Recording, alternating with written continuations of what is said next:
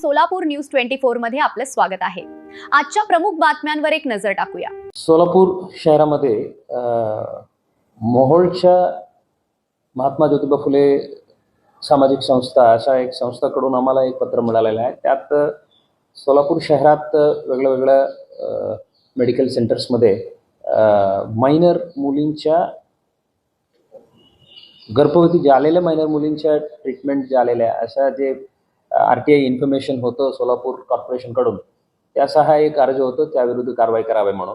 त्यात आम्ही चौकशी करताना आम्हाला हे क्लिअर आढळून आलेलं आहे 34 प्रकरणामध्ये अंडर एज मुलीच्या 18 वयाच्या खालच्या मुलींच्या प्रेग्नन्सी रिलेटेड ट्रीटमेंट वेगवेगळ्या वैद्यकीय शाळात झालेल्या आहे म्हणून त्यात कॉर्पोरेशनच्याही आहे आणि काही खाजगी हॉस्पिटल्सच्याही उल्लेख आहेत।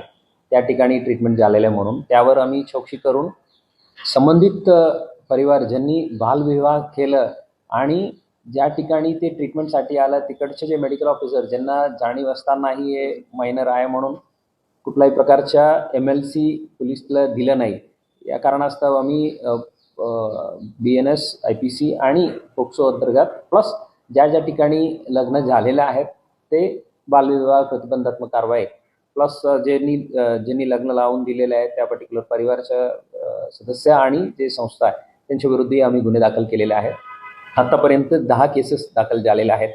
MIDC पोलीस स्टेशनला 4, जेल रोडला 3, विजापूर नाका 1, सलगरवस्ती आणि जोडबावी प्रत्येक एक केस दाखल झालेले आहेत।